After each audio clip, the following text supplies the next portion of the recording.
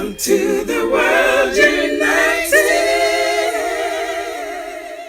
Welcome to the world united. Today, dear ones, I would like to speak on the actual method and the process of Anapanasati meditation that was promoted by Gautama Buddha. Gautama, after becoming Buddha, the enlightened one, started using the colloquial language called as Pali instead of the language of the erudite Sanskrit. Deliberately, because Sanskrit was the language of the scholars and the Pandits. The common man was totally dependent on the methodologies of the so-called educated, and hence were much dependent on them in many ways. So Gautama the Buddha's main focus was on these people who are not much educated. Though he was not against all these people who are educated, but yet he has chosen the people's language, Pali. Indian languages were divided mainly into Sanskrit and Prakrit. Sanskrit, as you know, is the mother of all the Indian languages and many foreign languages. Prakrit means all the regional languages which emanated from the Sanskrit, like Hindi, Bengali, Telugu, Tamil, Gujarati, Rajasthani, Haryani, everything. Absolutely all Indian languages are called as Prakrit, including Pali. So Anapanasati is basically Pali language, came from Pali language. Ana means inhalation, Apana means exhalation. Sati, the word Sati is the Pali word for Smriti, Sanskrit Smriti. The exact meditation method is called as Anapanasmriti. It is not Anapanasati. Sati is the colloquial word for Smriti. Smriti means memory, that which is already there. So, with the help of Anapana Smriti or Anapanasati, Gautama the Buddha says that 5 aggregates need to be eliminated.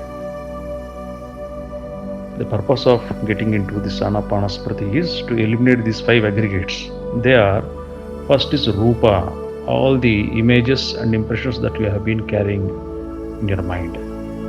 Second is Vedana, all types of emotional garbage that is staying inside you.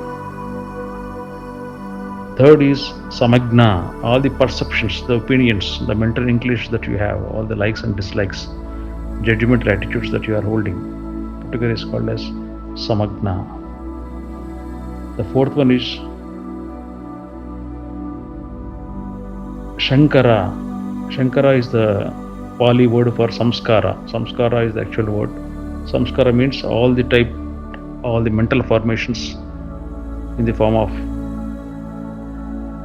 various belief systems, various faiths, various conclusions that you have drawn. The fifth one is Vijnana, all the informative knowledge, all the knowledge of separative consciousness that you have been holding in the form of various postulates and concepts is called as Vijnana. So these 5 aggregates, the Rupa, Vedana, Samagna, Shankara and Vijnana, all these 5 need to be eliminated with the help of Anapanasmriti. Now, how Gautama the Buddha explained about the practice of Anapanasati or Smriti is, for the beginners, he told them to start with Ganana, means counting the number of breaths. Inhalation and exhalation put together is one breath, one count. Like that, he used to say, count for 10 number, 20 number, 30 number. If you are losing awareness, if you are miscalculating this, it is called as a dosha, and you have to again start from count 1 till you count perfectly without losing awareness of the count. So it's so simple, very easy in fact, but still these are the things which are very, very helpful to the basic novice, who is completely occupied in his mind and heart. So Gautama the Buddha tells them to start with Ganana. Next is Anugama.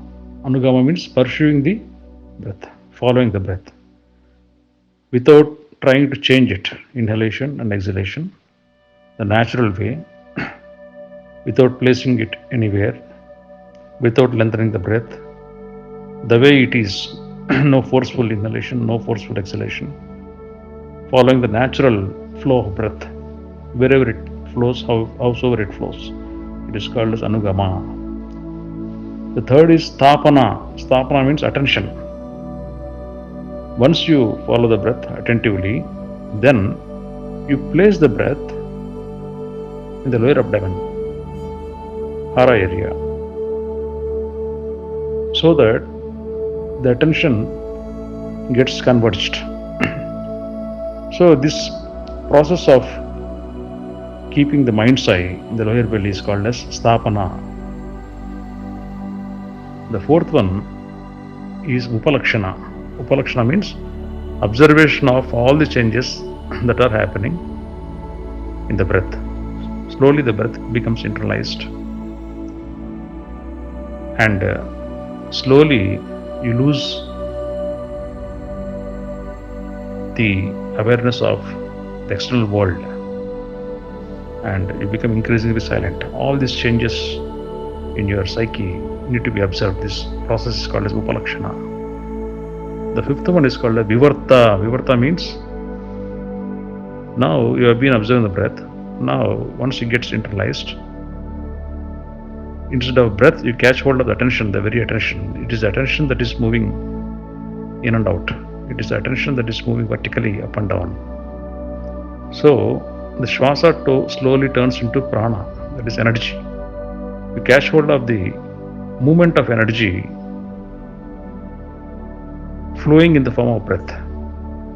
So this process is called as Vivarta. The sixth process is called as Kushala Mula. Once you convert your perspective of observing the breath to observing of the very energy in it, slowly you go to its root. The root of the energy is consciousness. You slowly start identifying with your consciousness, and finally you reach the ultimate state called as Parishuddhi, that is purification. Purification of all your mental images, purification of entire head and heart. Now your consciousness is totally converged. This converged consciousness can be called as the pure Turiya state or meditative consciousness. And once you attain this purified state of consciousness or converged consciousness, you have to do something called as Smrityu Upasthanas. Smrityu Upasthanas. There are 4 Smrityu Upasthanas. Upasthana means clearances. First thing is Kaya Shankara. Shankara means samskara. Kaya means body. Samskara of the body. It is otherwise called as Kaya Anupasana. In Kaya Anupasana, you correct all the blocks in the body by way of observing your shoulder movements, your pelvic movements, your limbs, your head, your position, everything. You clear the defects in your body. This is called as Kaya Anupasana. Second is clearance in the feeling, emotional body, which is otherwise called as Vedanupasana. Clearing the clutters that are existing in your emotional body is called as Vedanupasana. The third is Chittanupasana. All the blockages of the mind need to be cleared, emptied. And the fourth one is Dharmanupasana. Even the spiritual blockages, whatsoever that you think they are in the form of belief system, need to be cleared. So Kayanupasana, body corrections, Vedanupasana, the emotional body clearance, Chittanupasana, the mind clearance, Dhammanupasana, the entire spiritual body clearance.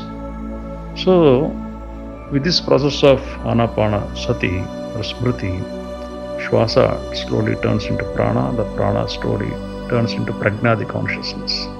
That means the dhyasa turns into dharana, dharana turns into dhyana. Attention turns into awareness, awareness turns into awakening. This is the complete process we need to understand.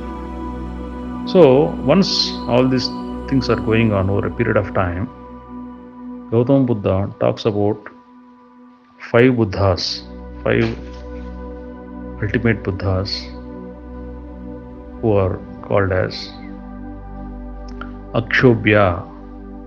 The first one he talks about is Akshobhya. The second one is Amitabha. Third is Ratnasambhava. The fourth is Vairochana. The fifth is Amoga Siddhi. So, once you attain a converged consciousness, you need to apply this converged consciousness in various formats. Akshobhya is otherwise called as Adarsha Gnana. Akshobhya Buddha is famous for his Adarsha Gnana. So, he is a master of teaching the world mirror-like awareness. That means completely spot-free, completely clean, spick and span. Your awareness should be like a clean mirror. So that is what the Akshobhya Buddha teaches. The second is Amitabha. Amitabha means he is that enlightened one who talks about acquiring investigative type of awareness. Just having awareness is not enough. Our awareness should have acquired the investigative element. This investigative element of awareness is called as Pratyavekshana Gnana. Pratyavekshana Gnana. The third is Ratnasambhava. Ratnasambhava is a master of Samatha Gnana. Samatha Gnana is the awareness of sameness or equanimity. Seeing everybody as one and the same, even animals, plants, rocks, nature, everything. Seeing the consciousness as in everything. This element of awareness is called as Samatha Gnana. The fourth Buddha is Vairochana. Vairochana is a master of Tathata Gnana. Tathata Gnana means it is a type of consciousness where there are no concepts, where there are no definitions and descriptions. This type of non-conceptualizing type of awareness is called as Tathata Gnana. The fifth Buddha is Amoga Siddhi. Amoga Siddhi Buddha is a master of Krutyanusthana Gnana. Krutyanusthana Gnana means that awareness which is required for accomplishing the daily activities. The wisdom of accomplishing various activities. This is called as Krutyanusthana Gnana. So the 5 Buddhas teach us different elements of consciousness, different